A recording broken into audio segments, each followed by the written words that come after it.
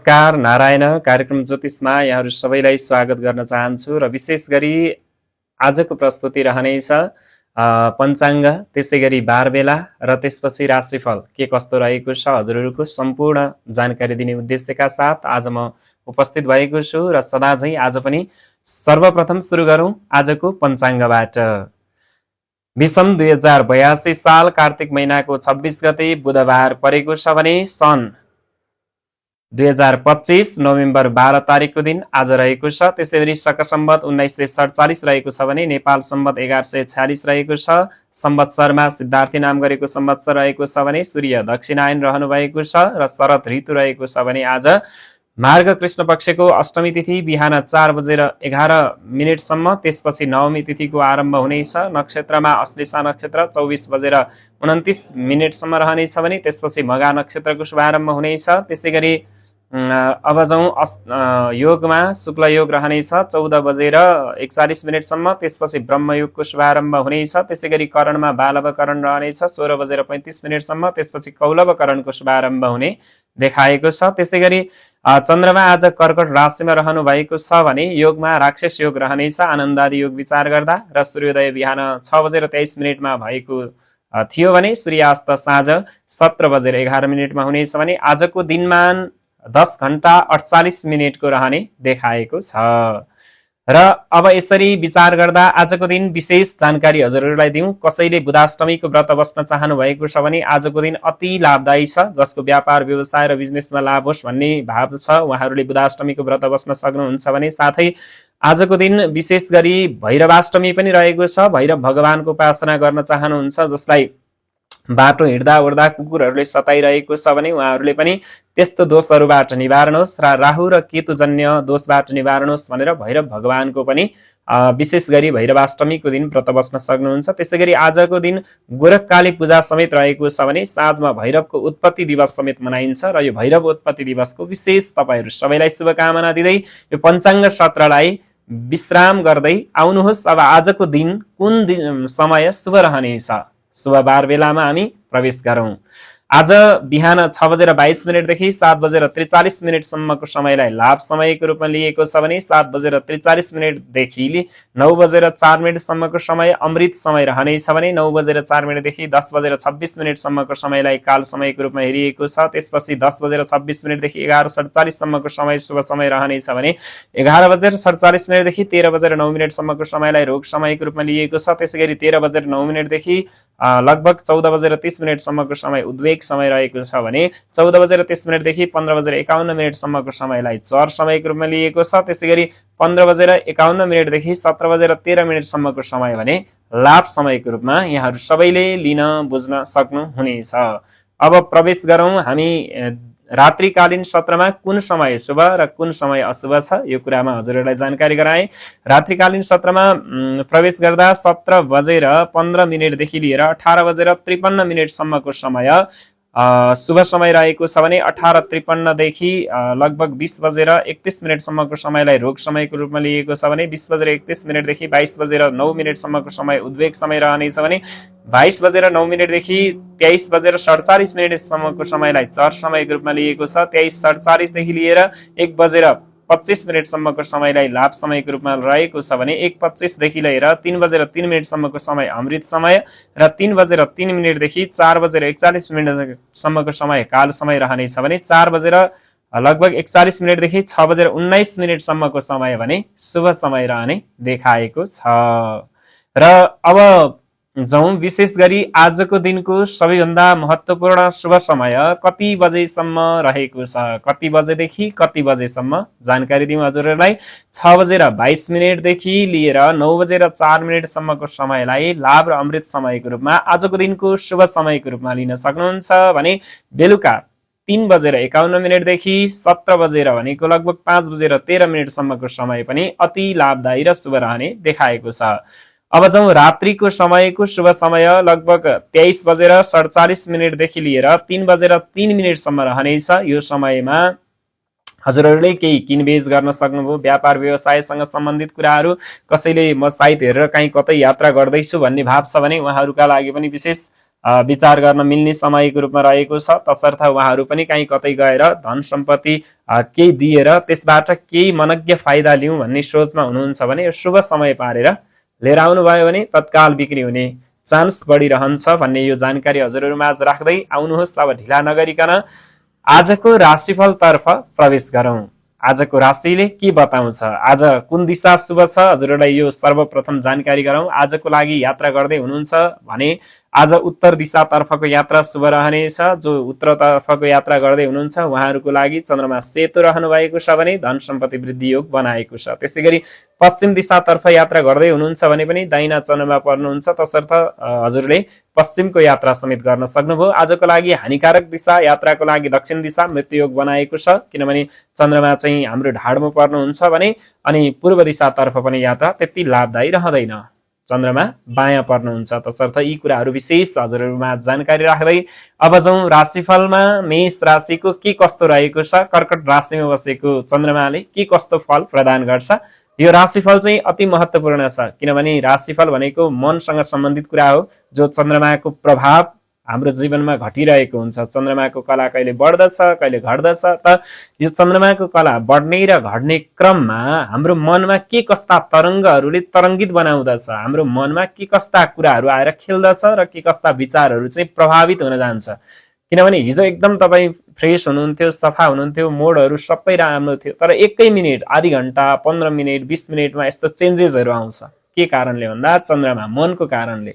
कुनै मान्छेलाई देख्दा हर्ष आउँछ भने कुनै मान्छेलाई देख्दा रिस उठ्छ, कुनै मान्छेलाई देख्दा आफूलाई प्राप्त गर्ने इच्छा र चाहनाहरू प्राप्त हुन्छ भने यो सबै केसँग सम्बन्धित छ, मनसँग सम्बन्धित छ। तसर्थ यो मनको अवस्था कस्तो रहन्छ भन्ने कुरा यो राशिफलले सङ्केत गर्छ। तसर्थ मनको अवस्थालाई कस्तो बनाएर अगाडि बढ्दा चाहिँ आजको दिन शुभ रहन्छ, यी समग्र कुराहरू हजुरहरूमा लिएर म उपस्थित भएको छु। सर्वप्रथम मेष राशि, आश्वासन बाँड्नेहरूले झुक्काउन सक्ने समय रहेको छ भने अवसर मिले पनि तत्काल प्रतिफल हात लागि नहुन सक्ने समय रहेको सङ्केत देखाएको छ। पहिलेका सम्झौता तोड्नुपर्ने परिस्थिति आउन सक्ने छ। अरूको भरले मात्र काम पुरा नहुन सक्छ भने अन्यलमा मान्यजनको सुझाव शिरोधार्य गर्दा समेत तपाईँलाई लाभ हुने देखाएको छ। रोकिएका काम दोहोऱ्याउनु पर्ने समय रहेको छ भने आफ्नो प्रतिफलबाट अरूले फाइदा समेत उठाउन सक्ने समय रहेको देखाएको छ। त्यसै गरी जाउँ वृष राशिमा, सिद्धान्तमा मतभेद भए पनि सहयोगीहरूले राम्रो साथ दिनेछन् र काममा मेहनतको फल प्राप्त हुनेछ। सेवामूलक कामबाट प्रतिष्ठा पाइनेछ भने प्रयत्न गर्दा राम्रै अवसर जुट्ने समय रहेको देखिन्छ। त्यसै गरी साथीभाइले राम्रै सहयोग जुटाउनेछन्। पछिसम्म लाभ हुने काम प्रारम्भ हुनेछ र भौतिक साधन जुट्नाले दिगो योजना प्रारम्भ होला। रोकिएका काम पुनः प्रारम्भ गर्न सकिने समय रहेको छ भने प्रेम र दाम्पत्य जीवनमा समेत सुखद समय रहेको देखाएको छ। अब जाउँ मिथुन राशि, प्रयत्न गर्दा गर्दै पनि केही कमजोरीहरू देखा पर्न सक्ने छन्। आलोचकहरूबाट पनि केही सजग रहनुपर्ने समय रहने देखिन्छ। मौकामा प्रयत्न गर्दा काम बन्नेछ भने सोखले खर्च बढाए पनि सामानहरू जोड्ने समय रहेको छ। आर्थिक कारोबारतर्फ लाभ मिल्नेछ, तर खर्च बढ्ने भएको कारणले गर्दा यसप्रति विचार पुर्याउनु तपाईँका लागि राम्रो हुनेछ। आज बाहिरिएको धन भने फिर्ता आउन मुस्किल पर्नेछ। विवादास्पद समस्या सुल्झाउने जिम्मेवारी समेत तपाईँलाई आउन सक्ने देखिन्छ।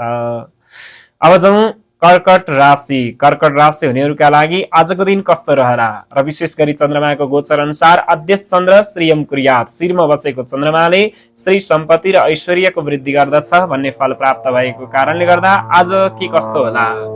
विशेष अवसर अथवा रमाइलो परिस्थितिका बीच पनि सानो चिन्ताले पिरोल्न सक्छ भने स्वादिष्ट भोजनको आनन्द तपाईँलाई प्राप्त हुनेछ, तर स्वादका लागि सजग रहनुपर्नेछ। विवादास्पद जिम्मेवारी वहन गर्नु परे पनि कामले प्रतिष्ठा दिलाउनेछ। अध्ययनमा समय दिन नसकिए पनि बौद्धिक क्षमताको भने सबैले प्रशंसा गर्नेछन् र प्रशंसित हुन पाउनुहुनेछ। मेहनतले जीवनशैलीमा समेत तपाईँको परिवर्तन गर्ने देखाएको छ। तसर्थ कर्कट राशिका लागि आजको दिन शुभ रहनेछ। मनलाई अलिकति चञ्चलतालाई हटाएर अगाडि बढ्नु तपाईँका लागि राम्रो हुनेछ। त्यसै गरी जाउँ सिंह राशि, केही खर्च लागे पनि नयाँ काममा लगानी गर्ने समय रहेको छ। प्रयत्न गर्दा देश विदेशको यात्रा गर्ने समेत अवसर तपाईँलाई प्राप्त हुनेछ। अरूको करकापमा काम गर्न बाध्य भइनेछ। पछिका लागि केही वस्तु त्याग्नुपर्ने परिस्थिति आउन सक्छ। सरसापटमा रकम बाहिरिन सक्छ। लोकाचारका लागि अनावश्यक वस्तुका पछि दौडनु पर्ने समय रहेको छ भने सामान्य कामलाई सञ्चित रकममा खर्च गर्नुभयो भने यसले लाभ तपाईलाई दिलाउने देखिन्छ। त्यसैगरी जाउँ कन्या राशि। आम्दानीका विभिन्न स्रोतहरू फेला पर्नेछन् भने मेहनतले राम्रो परिणाम प्राप्त हुनेछ। आँटेको काम सम्पादन हुनेछ भने प्रतीक्षित नतिजाले तपाईमा उत्साह जगाउनेछ। थोरै लगानीबाट पनि नाफा उठाउन सकिनेछ। विभिन्न भौतिक साधन प्राप्त हुनेछ। अप्ठ्यारा परिस्थितिहरूलाई समेत सहज बनाउन सकिनेछ। केही रकम खर्चिए पनि तारिफ योग्य काम तपाईको सम्पादन हुने समय रहेको छ। यसरी हेर्दा आजको दिन कन्या राशिका लागि पनि अति लाभदायी र शुभफलदायक रहेको देखिन्छ। त्यसैगरी जाउँ तुला राशि। पुरुषार्थी काम सम्पन्न गर्ने समय रहेको छ। प्रतीक्षा गरिएको नतिजाले उत्साह जगाउनेछ भने प्रतिष्ठित व्यक्तिहरूसँग सहकार्य गर्ने अवसर समेत तपाईलाई प्राप्त हुनेछ। कामले नाम दाम र इनाम दिलाउन सक्छ। सामाजिक क्षेत्रमा नेतृत्व हातलागी हुनेछ भने मेहनत गर्दा जीवनशैलीमा परिवर्तन आउनेछ। व्यापारमा पनि राम्रै फाइदा हुनेछ। लगनशीलताले कीर्तिमानी दिलाउन सक्नेछ।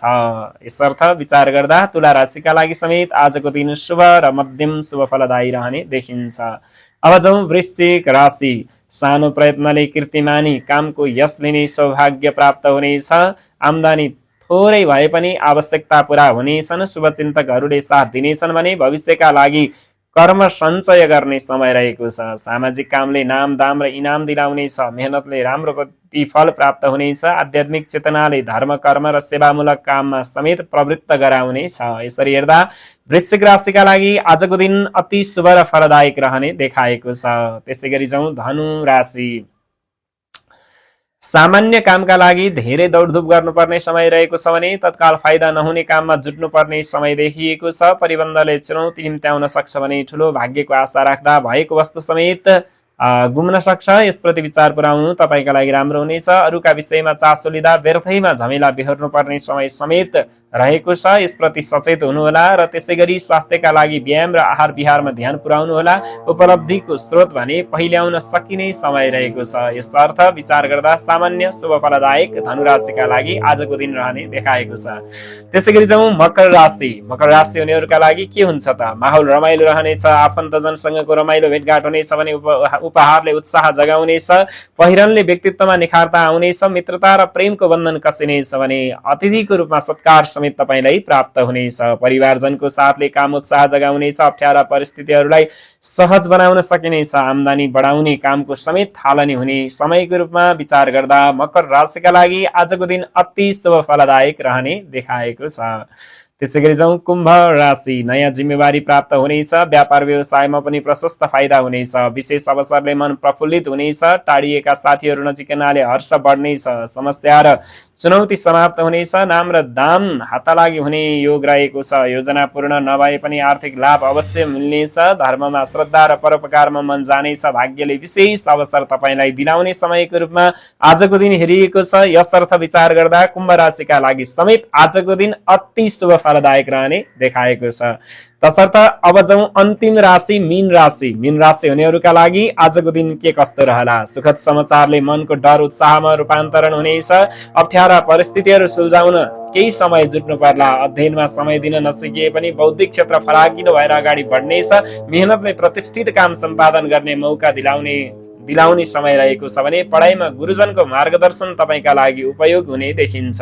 सहपाठीहरू पछि पर्नेछन् भने मेहनतले तपाईलाई प्रतिष्ठा दिलाउने समय रहेको छ। यसरी हेर्दा 12 राशिफललाई जे जस्तो राशिफलले वर्णन गरे तापनि आजको लागि विशेष फलदायी रहने राशिहरू रहेका छन्। कर्कट राशि। त्यसैगरी कर्कट राशिदेखि लिएर हेर्दा मकर राशिलाई र त्यसैगरी मकर राशि पछि गएर अर्को सबैभन्दा महत्त्वपूर्ण फल दिने राशि भनेको लगभग आजको लागि मीन राशि परेको छ। मीन राशिका लागि अति लाभदायी र शुभ फल आज प्राप्त हुने समय रहेको छ। यसर्थ विचार गर्दा हरेक कार्यहरू गर्दा सोचेर विचार पुर्याएर गर्नुहोला। राशिफलमा शुभ भए तापनि काम विशेष गरी के कस्तो गर्दा लाभ हुन्छ त्यसमा आफैले विचार पुर्याउनु होला। र राशिफल भनेको चन्द्रमाको गोचरको आधारमा तयारी गरेर मैले हजुरहरूलाई जानकारी गराएँ। र विशेष गरी चन्द्रमा भनेको मनसँग सम्बन्धित ग्रह भएको कारणले गर्दा हाम्रो मन छिनछिनमा परिवर्तन हुनु चन्द्रमाको हो। तसर्थ छिनछिनमा मन परिवर्तन नहोस् भन्नका लागि नै यो राशिफल हजुरहरू माझमा मैले प्रस्तुत गरेको छु। तसर्थ राशिफलमा जे जस्तो बताए तापनि ओम सोम सोमाय नमः यो मन्त्रको जाप गरेर आज अगाडि बढ्नुभयो भने कर्कटस्थ चन्द्रमाले हजुरहरू सबैलाई शुभ फल प्रदान गर्नुहुनेछ। र आज ख्याल गर्नुपर्ने दक्षिण दिशाको यात्रा एकदमै नराम्रो, तसर्थ दक्षिण दिशातर्फ यात्रा गर्ने जनहरूले उत्तरको साइड अथवा पूर्वको साइड गरेर दहीको सगुन लिएर मात्र यात्रा प्रारम्भ गर्नु लाभदायी रहनेछ भन्दै आजको यो प्रस्तुति हजुरहरूलाई के कस्तो लागिरहेको छ कमेन्ट मार्फत हामीलाई जानकारी गराउनु होला। र हिजो एउटा क्वेसन सोधेका थियौँ हामीले निशुल्क चिना विश्लेषणको लागि भने तपाईहरूले अवश्य पनि त्यो क्वेसनको आन्सर दिनुपर्ने हुन्छ। हिजो मैले प्राप्त गर्न सकेको छैन र आज हजुरहरूलाई यो युट्युब मार्फत पनि सोधिएको छ। युट्युबमा पिएसटिभी नेपाल हाम्रो च्यानल रहेको छ, त्यस मार्फत पनि प्रश्न राखिएको छ भने टिकटक मार्फत पनि आज म फेरि प्रश्न गर्न चाहन्छु। विशेष गरी यो लघु पाराशरी नामक ग्रन्थ कुन ऋषिले रचना गर्नुभएको हो अथवा लघु पाराशरी नामक ग्रन्थको लेखक ऋषि को हुनुहुन्छ हैन, यो विशेष प्रश्न हजुरहरू माझ राखेको छु। जसले यो प्रश्नको उत्तर दिनुहुन्छ उहाँ देश विदेश जहाँसुकै भए पनि उहाँको लागि हामीले लगभग एकजनाको चिना हेरेको लगभग 1100 लिन्छौँ। 1100 रुपियाँको चिना विश्लेषण निशुल्क प्राप्त गर्न सक्नुहुनेछ। यो जानकारी हजुरहरू सबैलाई प्राप्त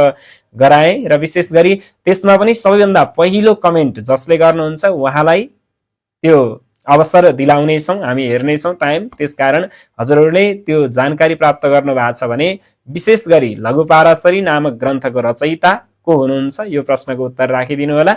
र त्यसपछि गएर भोलिको कार्यक्रममा हामी विशेष त्यो नाम एनाउन्स गर्नेछौँ र उहाँ मार्फत विशेष गरी उहाँको अनि टाइम मिलाएर हामी चिना पनि कुण्डली पनि विश्लेषण गरिदिने र उहाँको भूत भविष्य वर्तमान के कस्तो चलिरहेको छ के कस्तो हुनेछ यी समग्र कुराहरू चाहिँ हजुरहरूलाई अपडेट गराउने यो चाहिँ क्वेसनको माध्यमबाट हामीसँग जोडिने एउटा प्रगाढ भनौँ न एउटा सम्बन्ध